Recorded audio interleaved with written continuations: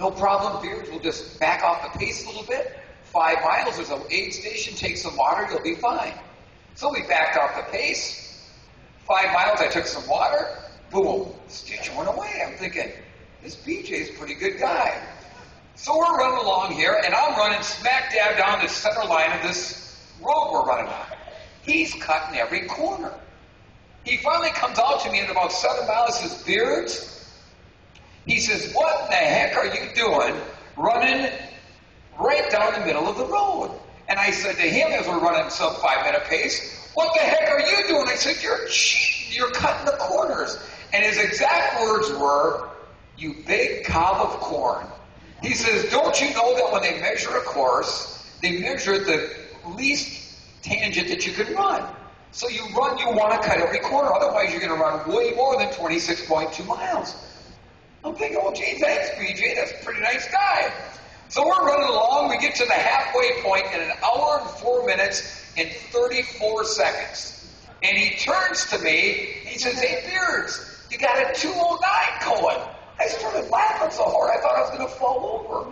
I remember asking him, how about if we just stop here and double our time? Well, wouldn't that be nice if we could do that?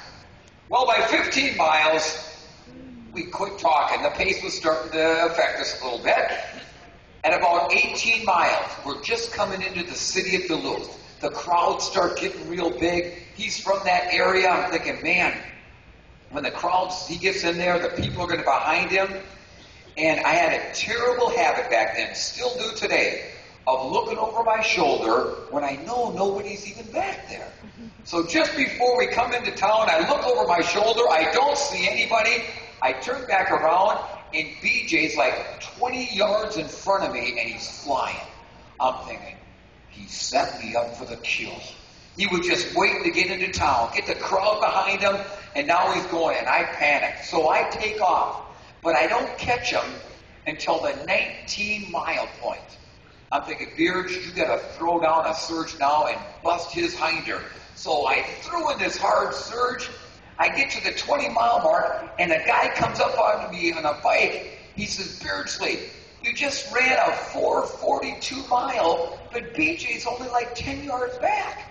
And I looked, I'm thinking, sure enough, I could still see the color in his eyes. So I threw down another hard one. I get to the 21-mile mark. The guy on the bike comes up to me and says, Beardsley, you just threw in a 4:36 mile, and BJ's hurting. I'm thinking, BJ's hurting? I think I'm going to have a heart attack at that point. Honestly, I thought I had blown my race right then and there. And I remember looking back, and I could see his head was dropped. And I'm thinking, all right, you've got him broke. But he could still come back if you don't kind of throttle it off a little bit. So I cut it back just a little bit, continue to run. I come up the last big hill at about 22.5 miles. I come down the other side. And now back in those days, we didn't have the big clocks like they have every 5K or some races every mile or pace cars or anything like that. We didn't have the hot air balloons every mile that you can see the next mile mark and all that kind of stuff. Back then what we had for mile markers, they had 1 pound coffee cans filled with sand with a paint stick sticking out of them and a piece of notebook paper stapled to it, and in magic marker it had the mile number on it. Well, of course, it had been raining and misting, so that wilted like a rose in a freezer, so I had no idea where I was at. I remember looking at my watch, and believe it or not, the battery had run out of my watch. It was blank. So I had no idea how I was running, and I'm coming through downtown. The fog is so thick, I can't see my hand in front of my face barely, and all of a sudden, the stitch is back. This time worse than before. No BJ there to help me. I'm thinking the whole crowd might come flying by me. So I'm rubbing it. I'm pursing my lips and blowing out the air, trying everything. Nothing's working, but I knew this. I knew once I got to the Radisson, that was exactly with 1 mile to go. And I knew no matter how bad I was hurting, if I got to with 1 mile to go, I knew I could make it to the end. So I am piercing my eyes through this thick fog, trying to see that large Radisson hotel. But I can't see it.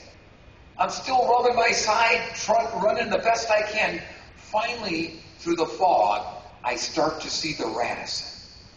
And each step I take, it's getting a little clearer and clearer. And now I can actually see the street corner where I turn left with a mile to go. I'm getting closer. When all of a sudden I look and I see this little kid playing in the middle of the street with his Tonka toy truck. I'm thinking, surely Mom and Dad are going to get the little guy out of the road. Well, he's still playing there. Now I'm about 30 yards from the kid. And I'm hollering, the kid, get the kid out of my way. Nothing happens. Now I'm down to about 25 yards. Still nothing. Finally, all of a sudden, the little guy picks up his truck. He turns and he starts hoofing it across the road. He gets about halfway across and he stops and he turns and his eyes freeze on mine. At this point, I am less than 10 meters from the kid. I'm thinking, all right, what do I do? If I go to my right, can't do that, I'm going to run into the oncoming lane of traffic. If I go to my left, can't do that, I'm going to run into the crowd in that big lamppost on the corner. Or do I take the kid out? At that point, I had no options other than to take the kid out. And I ran smack dab into that little kid. He went flying off into the crowd. I remember looking back and he's crying, and I'm thinking, well, that's good. It means he's breathing anyhow. The best part of the whole deal is when I hit the kid, it made my stitch go away. Now, you got to promise me tomorrow when you're out there, if you get a stitch, that you don't pick some little kid out along the side of the road and whack into him. But it worked. The stitch went away. And when I came and crossed that finish line, not only was I fortunate to have won the race, but when the clock stopped, it read 2 hours, 9 minutes, and 36 seconds. Now, thank you. Would I have run a 2:09 that day if I hadn't been looking for those positive things to enhance my race? More than likely, probably. Does that make sense? More than likely, probably yes. More than likely, probably yes. But what it did was, it relaxed me. It put me at ease. And as I said 10 minutes ago when I started this conversation, anything you can do between now and race time tomorrow morning to put yourself at ease, I guarantee you're going to run that much better. I congratulate all of you for being on that starting line tomorrow. I congratulate every one of you people that raised money, because that's a difficult thing to do. And the fact that you went out and not only put in the miles for months and months to get ready for your big event tomorrow, but that you also went and knocked on doors and raised a lot of money for a wonderful cause, that's as impressive, if not more impressive. So thank you for all of that. Thanks for coming to Pittsburgh. Have a great race tomorrow. We'll see you out there. Everybody take care and God bless you. Thank you.